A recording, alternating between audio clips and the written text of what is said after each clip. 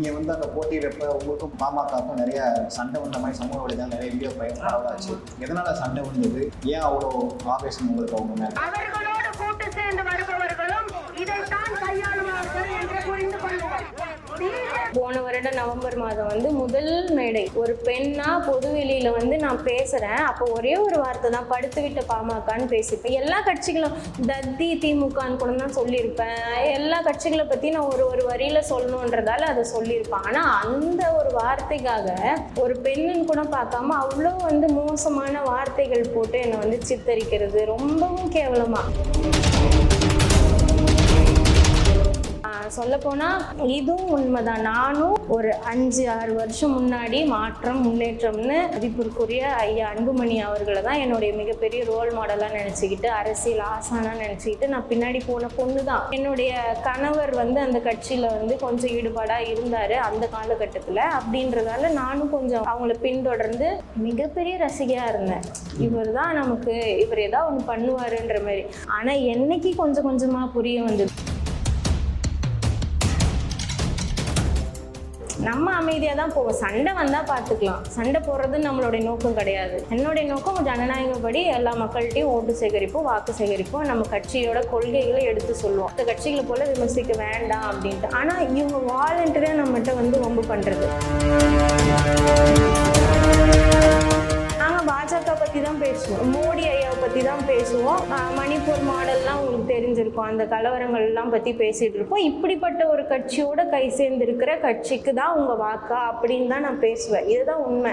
அதுவே அவங்களால ஏற்றுக்க முடியல. அப்போ இது வந்து உங்களுக்கு வந்து கூட்டணி போகிறதுக்கு முன்னாடி தானே வந்திருக்கணும், இப்போ ஏன் வருதுன்ற மாதிரி இன்னும் கொஞ்சம் எனக்கு வந்து அவங்களே வந்து இந்த கோவத்தை தூண்டி விடுற மாதிரி பண்ணுவாங்க. அதனால் எனக்கு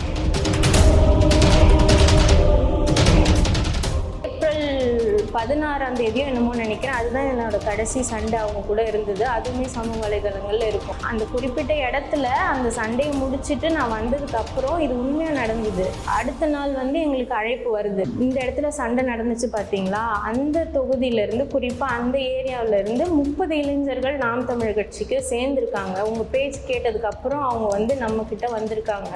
நான் சொல்ல போனால் அங்கே வந்து இந்த சண்டை முடிஞ்சதுக்கப்புறம் நான் சொன்னேன், கொஞ்சம் பாதுகாப்பாக இருங்க, ஒரு போகிறதுனா 2-3 பேர் சேர்ந்து போங்க அப்படின்னு தான் நான் சொல்லிட்டு வந்தேன். ஆனால் அதுக்கு எதிர்மறையே இப்படி நடக்குது. அப்போ அவங்க அறியாமையில் தானே இருக்கிறாங்க. அதனால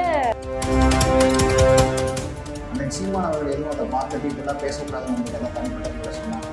இல்லை அண்ணன் வந்து பரப்புரை பண்ணப்ப என்கிட்ட வந்து சொன்னார், நேரடியாக அவங்கள எதிர்க்காதீங்கம்மா, வேட்பாளரை நேரடியாக தாக்க வேண்டாம், கட்சியை நேரடியாக தாக்க வேண்டாம்னு சொல்லிட்டாரு. அதனால இன்னமும் நான் கம்மி பண்ணிக்கிட்டேன்.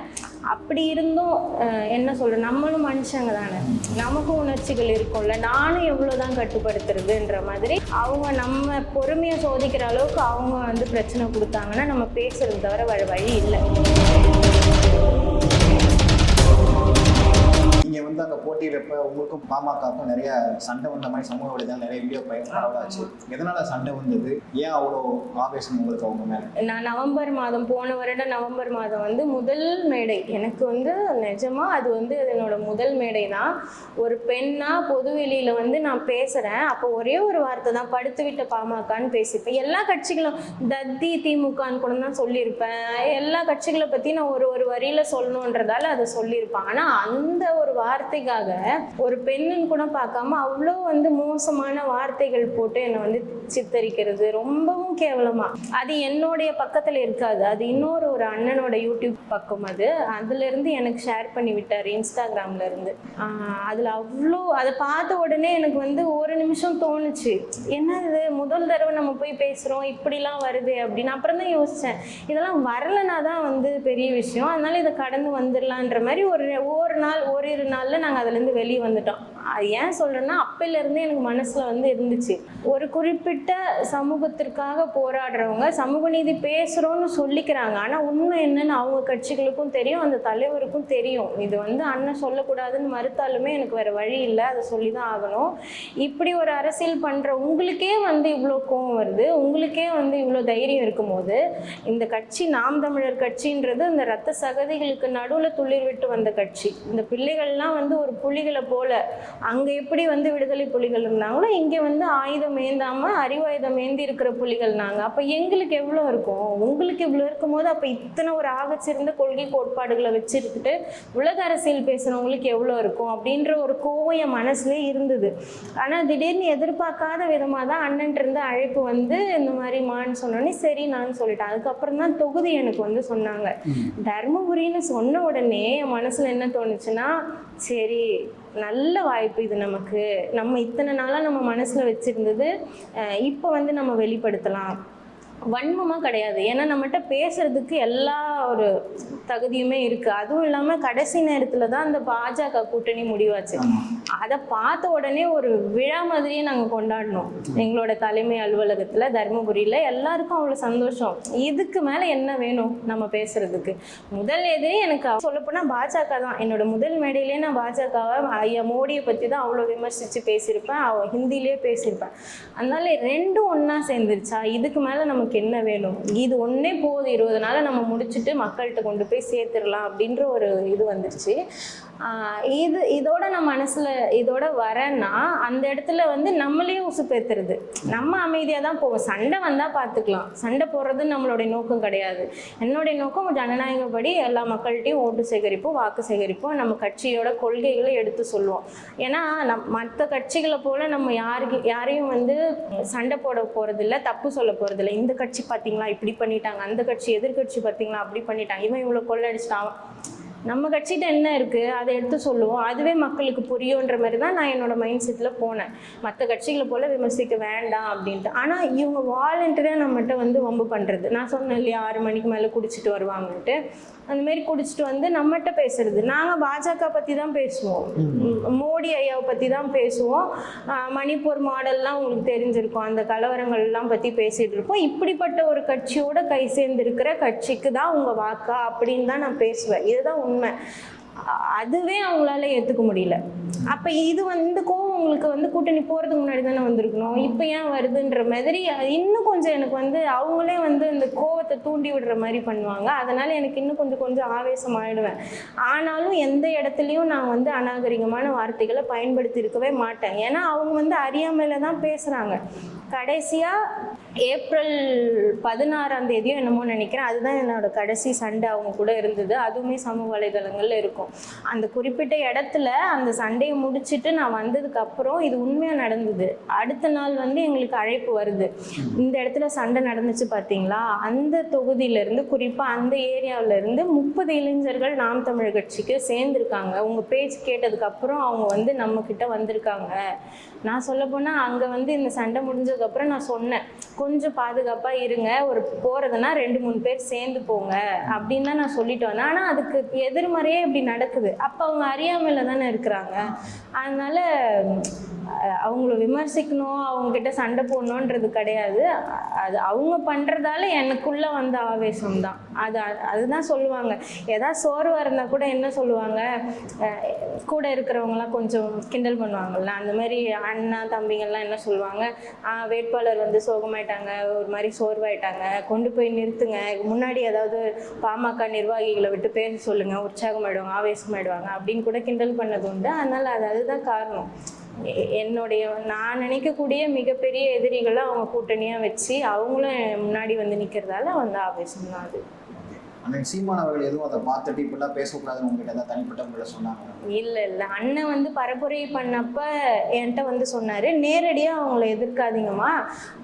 அண்ணன் வந்து முன்னாடியே சொல்லிட்டாரு, எலெக்ஷன்ற ஒரு பேச்சுவார்த்தை வர்றதுக்கு முன்னாடியே அண்ணன் ஒரு அறிக்கை விட்டுட்டாரு. அது எல்லாருக்குமே தெரியும். சொல்லப்போனால் அந்த அறிக்கையை பார்த்துட்டு என்னடா இப்படி சொல்லிட்டாரே அப்படின்ற மாதிரி தான் எனக்கு இருந்தது. அப்புறம் அண்ணன் சொன்னால் கண்டிப்பாக காரணம் இல்லாமல் சொல்ல மாட்டாருன்ற மாதிரி நான் விட்டுட்டேன். அதனாலேயே நான் வந்து நேரடியாக எதுவும் பேச மாட்டேன். அப்புறம் அண்ணனும் என்கிட்ட வந்து நேரடியாக அந்த வேட்பாளரை நேரடியாக தாக்க வேண்டாம், கட்சியை நேரடியாக தாக்க வேண்டாம்னு சொல்லிட்டாரு. அதனால் இன்னமும் நான் கம்மி பண்ணிக்கிட்டேன். அப்படி இருந்தும் என்ன சொல்கிறேன், நம்மளும் மனுஷங்க தானே, நமக்கும் உணர்ச்சிகள் இருக்கும்ல, நானும் எவ்வளோ தான் கட்டுப்படுத்துறதுன்ற மாதிரி அவங்க நம்ம பொறுமையை சோதிக்கிற அளவுக்கு அவங்க வந்து பிரச்சனை கொடுத்தாங்கன்னா நம்ம பேசுறது தவிர வழி இல்லை. ஏன்னா உங்களுக்கே இவ்வளோ இருக்கும்போது எனக்கு இருக்காதான்ற மாதிரி எனக்கு கோவம் வரும்ல. அதனால அந்த இடத்துல நேரடியாக அந்த வார்த்தைகள்லாம் நான் பயன்படுத்தியிருப்பேன். சொல்லப்போனால் இதுவும் உண்மைதான். நானும் ஒரு 5-6 வருஷம் முன்னாடி மாற்றம் முன்னேற்றம்னு ஐயா மதிப்பிற்குரிய ஐயா அன்புமணி அவர்களை தான் என்னுடைய மிகப்பெரிய ரோல் மாடலாக நினச்சிக்கிட்டு, அரசியல் ஆசானாக நினச்சிக்கிட்டு நான் பின்னாடி போன பொண்ணு தான். நான் ஆரம்பத்திலேருந்தே சில பேர் சொல்லுவாங்க, அந்த கட்சி ஆரம்பித்த காலகட்டத்திலேருந்தே நான் அண்ணன் சீமானை தான் பின்தொடர்றேன். அப்படிலாம் கிடையாது, இதுதான் உண்மை. நான் ஏன் சொல்ல போனால், நான் நடிகர் கமல்ஹாசன் கூட நம்பினேன், இவர் ஏதாவது ஸ்மார்ட் ஒர்க் பண்ணுவாரோ, ஏதாவது அரசியல். ஏன்னா எனக்கு ஒரு ஏக்கம் இருந்தது, நமக்கான தலைவன் யாராக தான் இருப்பான், யாராக இருக்கும் அப்படின்ட்டு. அப்போ அண்ணனும் இருந்தார். ஸோ அப்போ எனக்கு ஃபிக்ஸ் பண்ணுற அளவுக்கு மெச்சூரிட்டி இல்லை, அந்த வயசு இல்லை, அனுபவம் இல்லைன்றதால எல்லாரையும் பார்த்துட்டு இருந்தேன், அப்சர்வ் பண்ணிட்டு இருந்தேன். அப்போ என்னுடைய கணவர் அந்த கட்சியில் கொஞ்சம் ஈடுபாடாக இருந்தார் அந்த காலகட்டத்தில். அப்படின்றதால நானும் கொஞ்சம் அவங்கள பின்தொடர்ந்து மிகப்பெரிய ரசிகையாக இருந்தேன். இவர் தான் நமக்கு, இவர் ஏதாவது ஒன்று பண்ணுவாருன்ற மாதிரி. ஆனால் என்னைக்கு கொஞ்சம் கொஞ்சமாக புரிய வந்ததோ, குறிப்பிட்ட சமுதாயத்திற்கான மக்கள் மட்டும்தான். ஏன்னா நீங்களே பார்த்துருப்பீங்க, அந்த ரம்ஜான் அன்னைக்கு நாங்கள் வாக்கு சேகரிக்க போனோம் தருமபுரியில். அப்போ கிட்டத்தட்ட ஆயிரக்கணக்கான மக்கள், 10,000த்திற்கும் மேற்பட்ட மக்கள் அங்கே இந்த காட்சி கூட இருக்கும், நீங்கள் வேணால் பாருங்கள். வீதி லைனாக போயிட்டு இருக்காங்க, அப்படியே அலை கடல் என்னன்னு சொல்லுவாங்க, அந்த மாதிரி போய்கிட்டு இருக்காங்க. இந்த பக்கம் நாம் தமிழர் கட்சி இருக்குது, அந்த பக்கம் உதயசூரியன், ரெட்டலை போன்ற கட்சிகள்லாம் இருக்கிறாங்க. ஆனால் பாட்டாளி மக்கள் கட்சி ஆப்சண்ட், அந்த இடத்துல காணோம். ஏன் வரல, எதுக்கு வரல? பிஜேபியோட கூட்டணி வச்சுக்கிட்டு இஸ்லாமிய சமூகத்தினர் சேர்ந்த மக்களிடம் நம்ம போய் வாக்கு சேகரிக்க முடியாதுன்ற பயம். அப்போ நீங்கள் அந்த இடத்துல தோற்று போயிட்டீங்க இல்லையா? நீங்கள் வந்திருக்கணும்ல. நீங்கள் இது கொள்கை கூட்டணி இல்லைன்னு சொல்கிறீங்க. அப்போ மக்கள்கிட்ட சொல்லுங்கள், நாங்கள் எதனால் கூட்டணிக்கு போனோம், இதுதாங்க உண்மை, எங்களுக்கு ஓட்டு போடுங்க. நீங்கள் அந்த இடத்துல தெம்போடு நின்று இருக்கணுமா இல்லையா? அப்போ அதுவே உங்களுக்கு ஒரு மிகப்பெரிய ஒரு பின்னடைவு தானே. அதனால இப்போ அந்த இடத்துல அவங்களால நிற்க முடியல. அதனால எனக்கு அது இன்னும் 2 நமக்கு ப்ளஸ்ஸாக போயிடுச்சு. அப்போ இதை பேசியே ஆகணும், வேறு வழி இல்லைன்றதால சில இடத்துல ஒருவேளை இவங்க சண்டை போடுற பட்சத்தில் நான் நேரடியாக பேசியிருப்பேன். ஆனால் அண்ணன் எதுவுமே இதுக்காக சொன்னதில்லை. என் கூட நீங்கள் பார்த்துருப்பீங்க எல்லா வீடியோலையும், எல்லா பயணத்துலேயும் அரிமாநாதன் அண்ணன் இருந்தார். குருதிக்குடை பாசறையில் மாநில ஒருங்கிணைப்பாளர். அவர் தான் எனக்கு மிகப்பெரிய பலமாக இருந்தார். எல்லாமே அண்ணன் அண்ணன்ட்ட அரிமானன்ட்ட சொல்லுவார், அரிமானன் நடக்கிறதுலாம் அண்ணன்ட்ட சொல்லுவார். ஆனால் ஒரு நாளும் ஒரு சின்ன வார்த்தை கூட இந்த அளவுக்கு ஏன் பாப்பா பேசுதுன்றது அவர் சொல்லலை. ஏன்னா அந்தளவுக்கு நீங்கள் பேசுகிறீங்க, அதுக்கு பதில் தான் பாப்பா கொடுக்குறாங்க, தங்கச்சி அதுக்கு பதில் தான் கொடுக்குறாங்கன்றது அண்ணனுக்கு புரிஞ்சு தான் அவர் எதுவுமே சொல்லலை. அந்தளவுக்கு நாங்களும் நடந்துக்கல.